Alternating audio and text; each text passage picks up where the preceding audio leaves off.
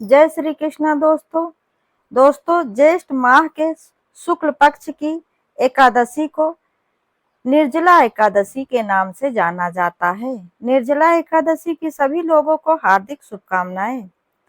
दोस्तों, आज की इस वीडियो में आप सुनेंगे निर्जला एकादशी व्रत की संपूर्ण कथा। साथ ही हम जानेंगे एकादशी माता की कथा और एकादशी माता की आरती, क्योंकि एकादशी के दिन भगवान श्री हरि विष्णु जी और माता लक्ष्मी जी के साथ ही एकादशी माता की भी पूजा की जाती है और कथा भी सुनी जाती है। दोस्तों, निर्जला एकादशी को भीमसेनी एकादशी के नाम से भी जाना जाता है और जैसा कि इस एकादशी के नाम से ही स्पष्ट होता है कि निर्जला अर्थात जल के बिना। वैसे तो सभी एकादशी व्रत में आप जल का सेवन कर सकते हैं, लेकिन ज्येष्ठ मास के शुक्ल पक्ष की जो निर्जला एकादशी है, इसमें जल की एक बूंद भी आप ग्रहण नहीं कर सकते हैं। इसी कारण इस व्रत को निर्जला एकादशी व्रत के नाम से जाना जाता है। दोस्तों, साल भर में पड़ने वाली सभी प्रमुख एकादशियों में से ये सबसे बड़ी और महत्वपूर्ण एकादशी मानी जाती है। जो व्यक्ति अपने जीवन में एक बार भी एकादशी का व्रत न रख पाया हो, अगर वह केवल इस निर्जला एकादशी का व्रत सच्चे मन से और श्रद्धा के साथ करे, तो उसके जन्म जन्मांतर के पापों का नाश हो जाता है और उसे अंत में मोक्ष की प्राप्ति होती है। दोस्तों, अब हम सुनेंगे निर्जला एकादशी की बड़ी ही दुर्लभ पौराणिक कथा। पौराणिक कथा के अनुसार श्री वेद व्यास जी महाराज शौनक आदि ऋषियों को कथा सुनाते हुए कहते हैं कि हे ऋषियों, अब सभी व्रतों में से सबसे श्रेष्ठ, सर्व एकादशियों में सबसे बड़ी, सबसे उत्तम एकादशी निर्जला एकादशी की कथा सुनिए।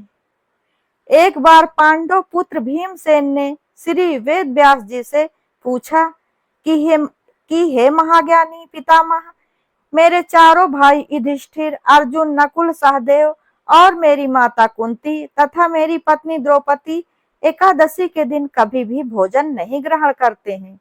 वे मुझे भी ऐसा करने के लिए प्रेरित करते हैं। मैं उनसे कहता हूँ कि मुझसे तो भूख सहन नहीं होती है। मैं दान और विधिवत भगवान श्री हरि की पूजा आराधना करूंगा। सो कृपया करके मुझे ऐसा कोई उपाय बताइए, ऐसा कोई व्रत बताइए मुनि, ऐसा कोई उपवास बताइए, ऐसा कोई उपाय बताइए जिससे कि मैं उपवास किए बिना ही मुझे एकादशी व्रत का पूर्ण फल प्राप्त हो सके। तब श्री वेद व्यास जी बोले कि हे भीमसेन, यदि तुम नरक को बुरा और स्वर्ग को अच्छा समझते हो तो और अंत में मोक्ष की कामना भी रखते हो, तो दोनों पक्षों की एकादशियों को भोजन मत करो। श्री वेद व्यास जी की बात को सुनकर भीमसेन ने फिर से कहा कि हे प्रभु, हे महामुनि, जो कुछ भी मैं कहता हूँ कृपया उसे सुनिए। यदि दिन में एक बार भी भोजन मुझे न मिले तो मैं जीवित नहीं रह सकता। तो ऐसी स्थिति में मैं उपवास कैसे करूं? मेरे उदर में वर्क नामक अग्नि का वास है और बहुत सारा भोजन करने से ही मेरी भूख शांत होती है। मुनिवर, आप कृपा करके कोई ऐसा व्रत बताइए जिससे विधि पूर्वक करने से मैं स्वर्ग की प्राप्ति कर सकूं। वह निश्चय करके मुझसे कहिए जिससे मेरा भी कल्याण हो सके। भीमसेन की परेशानियों को समझकर श्री वेद व्यास जी कहने लगे कि हे भीमसेन, मनुष्य के लिए सर्वोत्तम धर्म वेदों में बताया गया है, किंतु कलयुग में उस धर्म पर चलने की शक्ति किसी में नहीं है। इसलिए थोड़ा धन और थोड़ा कष्ट देने वाला जो बहुत सरल उपाय है और जो पुराणों में भी लिखा हुआ है, वो मैं तुम्हें बताता हूँ। ध्यान से सुनो। दोनों पक्षों की एकादशी में जो मनुष्य भोजन नहीं करते, वे कभी भी नरक को नहीं जाते हैं। इन वचनों को सुनकर महाबली भीमसेन पहले तो पीपल के पत्ते की तरह कांपने लगे, फिर डरते हुए बोले, हे पितामह, मैं उपवास करने में बिल्कुल असमर्थ हूँ। इसलिए हे प्रभु, निश्चय करके बहुत फल देने वाला एक ही व्रत मुझे बताइए। तब श्री वेद व्यास जी बोले कि हे भीमसेन, वृष व मिथुन राशि में सूर्य स्थित होने पर ज्येष्ठ मास के शुक्ल पक्ष में जो एकादशी आती है, उसका यत्न पूर्वक निर्जल व्रत करना उचित होगा। इस दिन स्नान और आचमन करने के अलावा जल वर्जित है। केवल सरसों के एक दाना के मात्र जल से आचमन करना चाहिए, जो जल कंठ के नीचे ना जा सके। अधिक जल पीने से व्रत खंडित हो जाता है। एकादशी के सूर्योदय से लेकर द्वादशी के सूर्योदय तक जल ग्रहण न करें और न ही भोजन करें। इस प्रकार व्रत करने से बिना परिश्रम के ही सभी द्वादशी युक्त एकादशियों का फल प्राप्त हो जाता है। द्वादशी को प्रातः काल स्नान करके सुवर्ण और जल ब्राह्मण को दान करें, फिर ब्राह्मण सहित स्वयं भी भोजन करें। हे भीमसेन, इस विधि से व्रत करने से तुम्हें साल के 12 महीनों की 24 एकादशियों का पुण्य फल प्राप्त हो जाएगा। तो सुनो, साल भर में जो एकादशी आती है, उन सभी का फल निसंदेह केवल इस निर्जला एकादशी व्रत से प्राप्त हो जाता है। शंख चक्र गदाधारी भगवान श्री हरि विष्णु स्वयं मुझसे ये कहते हैं कि सब कुछ त्याग करके मेरी शरण में आ जाओ। और सुनो भीमसेन, एकादशी का व्रत निराहार करने से मनुष्य सभी पापों से मुक्त हो जाता है। सभी तीर्थों में स्नान और सभी प्रकार के दानों में जो फल प्राप्त होता है, वह सभी फल इस एकादशी व्रत से ही प्राप्त होते हैं। कलयुग में दान देने से भी ऐसी सद्गति नहीं मिलती। अधिक क्या कहूँ भीमसेन, ज्येष्ठ मास के शुक्ल पक्ष की इस एकादशी को जल और भोजन त्याग कर इस व्रत को करो। हे वर्कथु, इस व्रत से सभी पुण्य फल सहज ही प्राप्त हो जाते हैं। हे नरसिंह भीम, मैं तुमसे सत्य कहता हूँ कि इसके करने से अति भयंकर काले पीले रंग वाले यमदूत, भय देने वाला दंड और फांसी सहित उस मनुष्य के पास कभी नहीं आते, बल्कि भगवान विष्णु जी के देवदूत उन्हें आकाश में स्वर्ग लोक को लेकर जाते हैं। तब इस प्रकार वेद व्यास जी के कहने पर भीमसेन ने भी इस एकादशी का व्रत किया था, जिसके कारण इस एकादशी का नाम भीमसेनी एकादशी पड़ गया था। निर्जला एकादशी के दिन निर्जल व्रत रखते हुए शेष शय्या रूप में भगवान विष्णु जी की आराधना का विशेष महत्व माना गया है। इस दिन जलपान निषेध होता है। फिर भी इस व्रत में फलाहार करने के बाद दूध पिया जा सकता है, यदि आप शारीरिक रूप से अस्वस्थ हैं तो। जो लोग इस दिन निर्जल व्रत नहीं कर सकते हैं, वो ये नियम केवल उन लोगों के लिए है जो इस एकादशी का व्रत करने के बाद द्वादशी तिथि को शुभ मुहूर्त में उठकर स्नान कर ब्राह्मणों को भोजन कराना चाहिए और दान दक्षिणा देनी चाहिए। इस दिन अपनी शक्ति और सामर्थ्य के अनुसार ब्राह्मणों को अनाज, वस्त्र, छतरी, फल, जल से भरे कलश या मीठा जल, सुराही दक्षिणा देने का विधान है। सभी लोगों को चाहिए कि मिट्टी का घड़ा या सुराही, पंखा, अनाज का दान तो करते ही हैं, साथ ही इस दिन मीठे शरबत की प्यायु भी लगवाते हैं और लोगों को पानी पिलाकर पुण्य कमाते हैं। भक्तों, अब हम सुनेंगे एकादशी माता की कथा। एक बार एक राज्य में एक राजा रहा करता था। राजा बहुत ही बुद्धिमान और बलशाली था। राजा सदा ही अपनी प्रजा का बहुत ही अच्छे से ध्यान रखता था। प्रजा भी राजा को बहुत पसंद करती थी। राजा की 2 बेटियां थी। राजा अपनी दोनों बेटियों से बहुत प्रेम करता था। राजा की छोटी बेटी देखने में बहुत सुंदर और आकर्षक थी और राजा की बड़ी बेटी छोटी बेटी के मुकाबले थोड़ा कम सुंदर थी। राजा की छोटी बेटी माता की पूजा किया करती थी, एकादशी माता की पूजा किया करती थी और सभी लोग राजा की छोटी बेटी से बहुत प्रेम करते थे और बहुत प्रशंसा किया करते थे। राजा भी अपनी छोटी बेटी को बड़ी बेटी से अधिक प्रेम करते थे। जिसके कारण राजा की बड़ी बेटी को अपनी छोटी बहन से बहुत जलन होने लगी। जब दोनों बेटियां बड़ी हो गई, तब एक पड़ोसी राज्य का राजकुमार राजा की बड़ी बेटी के लिए रिश्ता लेकर आया। लेकिन जैसे ही उस राजकुमार की नजर राजा की छोटी बेटी पर पड़ी, वो पहली ही नजर में उससे प्रेम करने लगा। उसने राजा की बड़ी बेटी से विवाह करने से मना कर दिया और कहा कि वह उनकी छोटी बेटी से विवाह करना चाहता है। यह सब देखकर राजा की बड़ी बेटी अपनी छोटी बहन से बहुत क्रोधित हो गई और उससे बहुत अधिक जलने लगी और उसे अपना सबसे बड़ा दुश्मन मान लिया। उसने अपनी छोटी बहन को जान से मारने का निश्चय कर लिया। पहले तो उसने अपने एक लड्डू में जहर मिलाकर छोटी बहन को दे दिया, लेकिन उसे कुछ नहीं हुआ। फिर उसने एक मटके में सांप रखकर रात में उसके कमरे में छोड़ दिया, लेकिन सांप ने भी उस छोटी बेटी को कुछ नहीं किया। फिर बड़ी बहन ने उस कुएं पर पानी भरने के बहाने ले जाकर उसे धक्का दे दिया, लेकिन छोटी बहन को कुछ नहीं हुआ। हर बार ग्यारस माता उसकी रक्षा कर रही थी। तभी बड़ी बहन ने पूछा, क्या तुम्हें पता है कि तुम्हारी मृत्यु कैसे होगी? तभी बड़ी बहन ने पूछा कि क्या तुम्हें पता है कि तुम्हारी मृत्यु कैसे होगी? तब छोटी बहन बोली, हाँ दीदी, मेरी मृत्यु एक तोते में है। उस तोते के गले में एक हार है। जब तक वह हार किसी और के गले में न पहनाया जाए, तब तक मैं जीवित रहूंगी। यदि कोई उस हार को पहन ले तो मैं मूर्छित हो जाऊंगी, और जब वह हार उतार दिया जाएगा तो मैं फिर से पुनः जीवित हो जाऊंगी।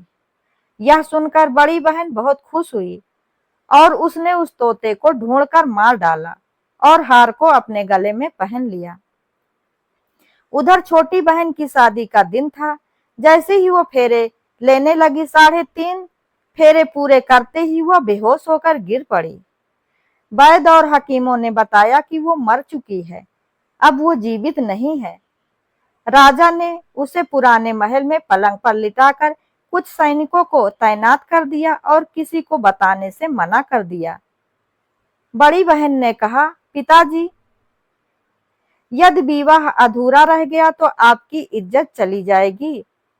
मैं विवाह कर लेती हूँ। राजा ने बड़ी बेटी को छोटी बेटी के कपड़े पहना दिए और विवाह करा दिया।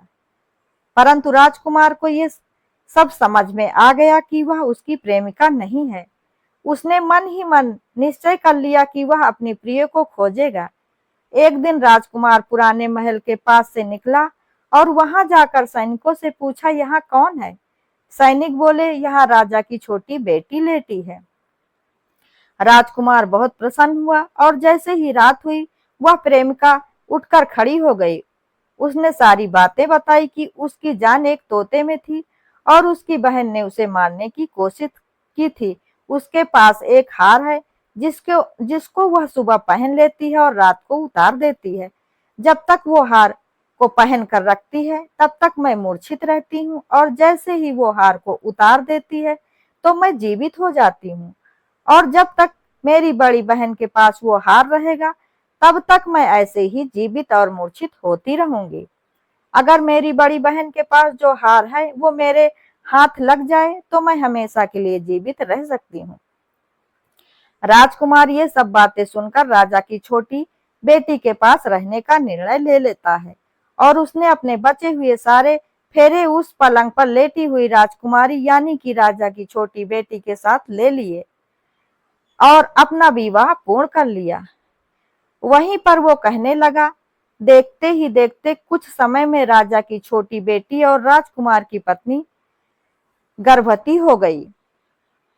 एक दिन राजकुमार को किसी काम से बाहर जाना पड़ा। तब छोटी बहन के पेट में बहुत दर्द होने लगा, जिसके बाद उसने माता का आवाहन किया। उसके पश्चात वहां माता प्रकट हुई और उन्होंने अपने भक्त के दर्द को दूर किया तथा एक पुत्र की प्राप्ति करवाई। उसी समय अचानक से राजकुमार भी वहां आ गया। राजकुमार ने ग्यारस माता को देखा तो वो आश्चर्यचकित हो गए और उसने तुरंत ग्यारस माता को प्रणाम किया। ग्यारस माता ने राजकुमार से कहा, जब तुम्हारा पुत्र 5 वर्ष का हो जाए तो तुम आकर अपनी पत्नी का हार इसके गले में डाल देना। देखते ही देखते राजकुमार और राजा की छोटी बेटी का पुत्र 5 वर्ष का हो जाता है। तब राजकुमार अपने बेटे से कहता है, बेटा मैं कुछ काम से बाहर जा रहा हूँ, तुम अपनी माता का ध्यान रखना। और वो वहां से चला जाता है। राजा को बाहर निकलता देख बड़ी बहन के सैनिक देख लेते हैं और जाकर सारी बातें बड़ी बहन को बता देते हैं। जिसके बाद बड़ी बहन अपनी छोटी बहन के पुत्र को वहां से उठवा लेती है और उसे मरवा देती है। छोटी बेटी के पुत्र के 2 टुकड़े करवा देती है। पहला टुकड़ा चक्के के पास छुपा देती है और दूसरा टुकड़ा अपने पलंग के नीचे रख लेती है। अब ग्यारस माता भिखारी का रूप लेकर आती हैं और एक भिक्षुक का भेष धरकर बड़ी बहन के पास जाती हैं। वहां पर भिक्षा मांगने लगती हैं। बड़ी बहन अपने नौकरों से कहती है, जाकर भिक्षा दे दो। लेकिन जैसे ही नौकर ग्यारस माता को भिक्षा देने आते हैं, माता उन्हें मना कर देती हैं और कहती हैं, मैं तुम्हारी महारानी से ही भिक्षा लूंगी। तब बड़ी बहन स्वयं ही भिक्षा देने के लिए माता के पास आती है। तब माता एक बिल्ली का रूप लेकर उसके कमरे में चली जाती हैं और वहां पर छोटी बेटी के पुत्र के 2 टुकड़ों को आपस में जोड़ देती हैं और उसे जीवित कर देती हैं। फिर उसे वहां से ले जाती हैं। राजकुमार अपने बेटे को लेकर अपनी पत्नी के पास जाता है और उससे कहता है कि तुम इसका ध्यान रखना। अगर तुम इस बच्चे को अच्छे से ध्यान रखोगी तो मैं तुमसे बात करूंगा।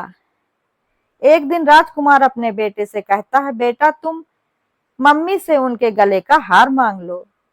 तो अपने पिता की बात मानकर राजकुमार का बेटा अपनी मम्मी के पास जाता है और कहता है कि मम्मी मुझे तुम्हारा हार चाहिए। यह सुनकर पहले तो बड़ी बहन बहुत क्रोधित होती है, पर उसे यह याद आता है कि राजकुमार ने कहा था कि यदि मैं इस बच्चे का ध्यान अच्छे से रखूंगी तो वो मुझे प्यार करेंगे और मुझसे बात भी करेंगे।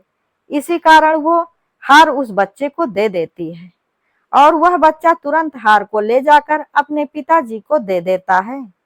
तभी राजकुमार अपने बेटे को लेकर वहां से जाने लगता है और अपनी पत्नी से कहता है, तुम तुम्हारे लिए खाना बनाकर रखना, हमारे लिए खाना बनाकर रखना, मैं शाम को आकर तुम्हारे साथ खाना खाऊंगा। और वो अपने बेटे को लेकर वहां से चला जाता है। इसके बाद वो राजा के पास जाकर सारी बातें बता देता है। राजा अपनी बड़ी बेटी की यह करतूत सुनकर बहुत क्रोधित होते हैं और अपनी परवरिश पर ही दोष देने लगते हैं। वह राजकुमार को अपनी छोटी बेटी के साथ रहने का आदेश भी दे देते हैं। इस प्रकार ग्यारस माता की कृपा से राजकुमार और राजा की छोटी बेटी सुखपूर्वक रहने लगे। तो प्रेम से बोलिए एकादशी माता की जय, ग्यारस माता की जय। दोस्तों अब कथा के बाद आरती का श्रवण कीजिए। ओम जय एकादशी माता, जय एकादशी माता। विष्णु पूजा व्रत को धारण कर, विष्णु पूजा व्रत को धारण कर शक्ति मुक्ति पाता। ओम जय एकादशी माता, तेरे नाम गिना देवी भक्ति प्रदान करनी मैया, भक्ति प्रदान करनी मैया। गण गौरव की देनी माता, शास्त्रों में वर्णनी। ओम जय एकादशी माता। दोस्तों मार्गशीर्ष की कृष्ण पक्ष की उत्पन्ना विश्व तारने जन्मी मैया, उत्पन्ना विश्व तारने जन्मी। शुक्ल पक्ष में हुई मोक्षदा मुक्तिदाता बन आ। ओम जय एकादशी माता। पौष के कृष्ण पक्ष की सफला नामक एकादशी, शुक्ल पक्ष में होए पुत्रदा आनंद अधिक रहे। ओम जय एकादशी माता। नाम षष्ठ शिला माघ सा में कृष्ण पक्ष आवे मैया, शुक्ल पक्ष में जहा कहावे विजया सदा पावे। ओम जय एकादशी माता। विजया फागुन कृष्ण पक्ष में शुक्ला आमल की मैया, पाप मोचनी कृष्ण पक्ष में चैत्र महाबली की माता। ओम जय एकादशी माता। चैत्र शुक्ल में नाम कामदा धन देने वाली मैया, नामवती कृष्ण पक्ष में वरूथनी वैशाख माह वाली ओम जय एकादशी माता। शुक्ल पक्ष में होई मोहिनी अपराजिता। ज्येष्ठ कृष्ण पक्ष की नाम निर्जला सब सुख करनी। शुक्ल पक्ष रखी ओम जय एकादशी माता। योगिनी नाम आषाढ़ में जानो कृष्ण पक्ष करनी। देव सैनी नाम कहायो शुक्ल पक्ष धरनी ओम जय एकादशी माता। कामिका श्रावण मास में आवे कृष्ण पक्ष कहिए। श्रावण शुक्ला होए पवित्र आनंद से रहिए ओम जय एकादशी माता। अजा भाद्रपद कृष्ण पक्ष की परवर्तनी। शुक्ला इंद्रा अश्वनी कृष्ण पक्ष में भवसागर निकला ओम जय एकादशी माता। पापा कुंसा है शुक्ल पक्ष में आप हरणहारी। रमा मास कार्तिक में आवे सुखदायक भारी ओम जय एकादशी माता। देव उठनी शुक्ल पक्ष की दुख नाशक मैया। पावन मास में करूं बिनती पार करो नैया ओम जय एकादशी माता। पार माँ कृष्ण पक्ष में होती जन मंगल करनी मैया। शुक्ल मास में होई पद्मनी दुख दरिद्र हरनी ओम जय जय एकादशी माता। जो कोई आरती एकादशी की भक्ति सहित गावे जन गुरु देता स्वर्ग का वासा निश्चय वो पावे ओम एकादशी माता। ओम जय एकादशी माता। ओम जय एकादशी माता। बोलिए एकादशी मैया की जय। लक्ष्मी नारायण की जय। आप सभी भक्तों को निर्जला एकादशी का व्रत सफल हो और भगवान श्री हरि विष्णु जी और लक्ष्मी नारायण जी तथा एकादशी माता की कृपा आप और आपके पूरे परिवार पर सदा बनी रहे। दोस्तों, यदि वीडियो पसंद आई हो तो वीडियो को लाइक शेयर कमेंट जरूर करें और ऐसी ही ज्ञानवर्धक और धार्मिक जानकारियों एवं कथा कहानियों के लिए चैनल को सब्सक्राइब करें। धन्यवाद।